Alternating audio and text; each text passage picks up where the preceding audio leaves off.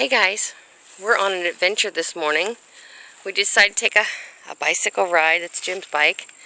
Out by the lake. Look how foggy it is. We can't see very far at all out here, but we decided to take a walk because we're looking for spots to go fishing off this lake, because we can fish here legally with no fishing license, because it's a private lake owned by our community, and that makes it legal for us since we live in the community.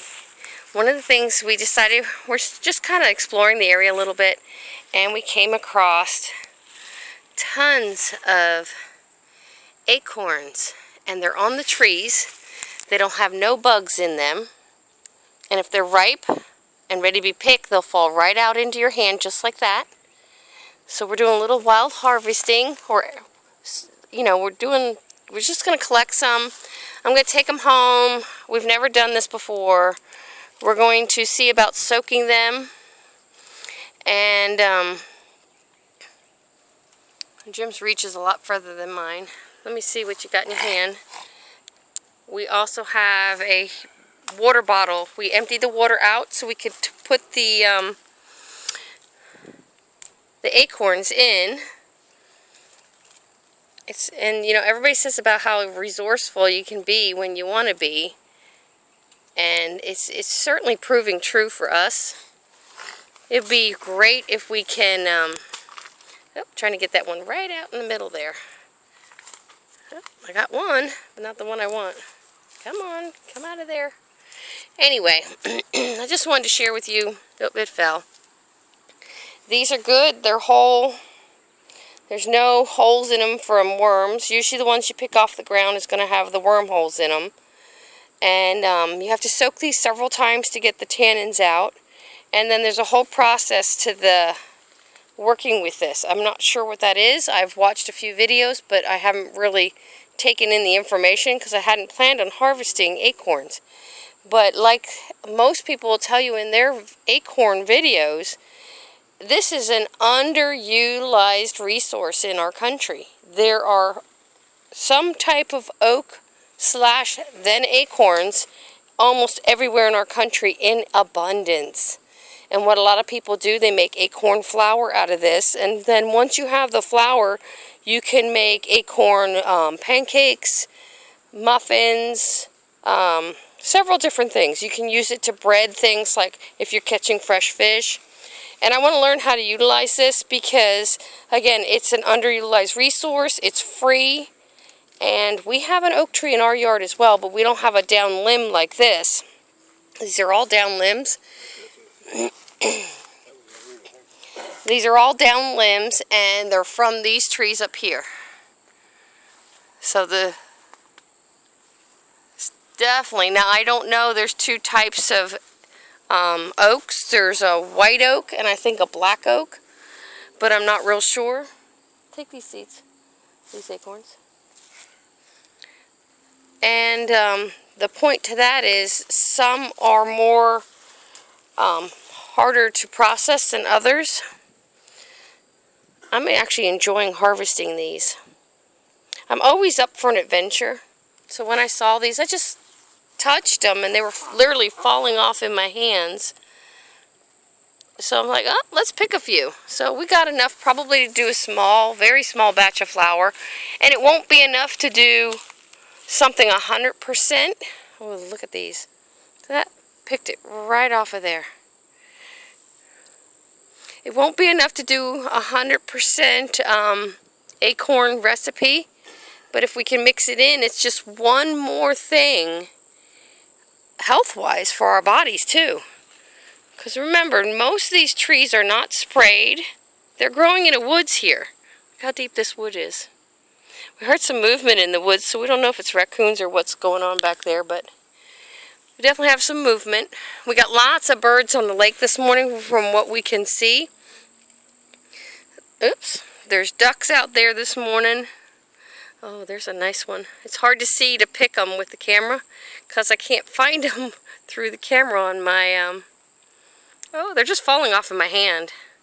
Gotta love it. And you just want to, if they're on a limb, if they rock out of the little cup, let me see if I can get a close-up. There's the cups that they sit in.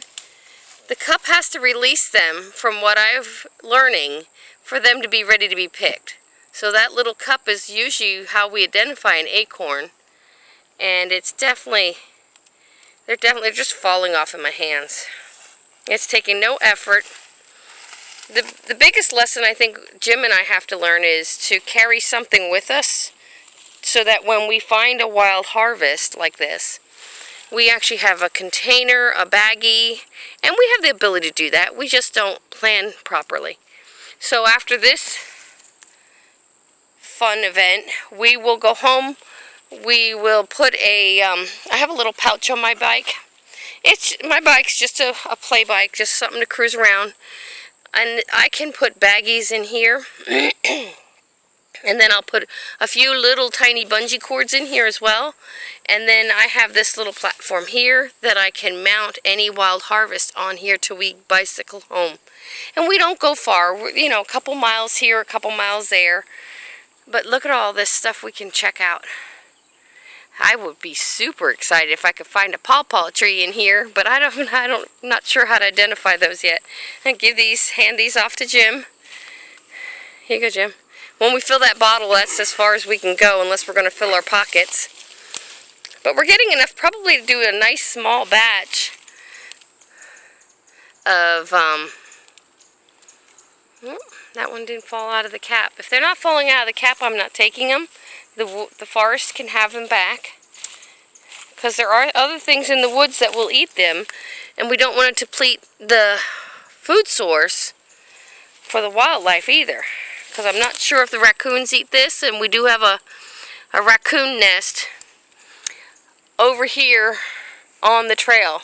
Because the trail winds back through here. And probably a couple 100 feet that way on the trail is a raccoon nest. And she does have young right now. So, we're still trying to get more. These are pretty well stuck on. I think that's it for now. Oh, I found another one I can harvest right here. Now, unfortunately, Jim's having an allergy attack.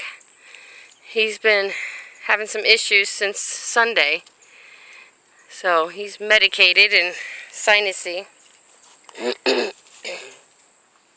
See what I'm doing? It's just a water bottle.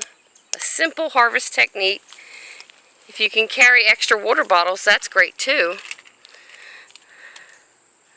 Oh yeah, we're getting quite a few here. That water bottle's full. Now, it's not a big water bottle. Now, we could carry a bigger water bottle. That would make this type of harvesting go a little bit better as well. They're just falling off. I love it. I love the fact that they haven't gotten any insects or bugs or worms in them. Because it's one of the biggest hurdles when you're picking up from the ground is something's usually burrowed into them. And that limits your harvest hugely. Now, our acorns down here, because of the type of trees, are not big. But my curiosity's now piqued. It's like, can we grow an oak tree that would put off bigger acorns? We'll see if we like these. Alright guys, just wanted to bring you along and show you what we're doing. I think it's something everybody should learn. Wild foraging, wild harvesting could mean the difference of having enough calories or not. And if you ever watch Naked and Afraid, you'll know what I'm talking about. Those people practically starve to death, and they're trained survivalists. Most of them are. So, you need to learn, and you need to know how to process them as well. Because not everything's safe to eat raw. Some of this stuff like this has to be cooked. So, alright, we'll give you an update. If we are able to really do anything with these, I'll bring you along for that. Have a blessed day.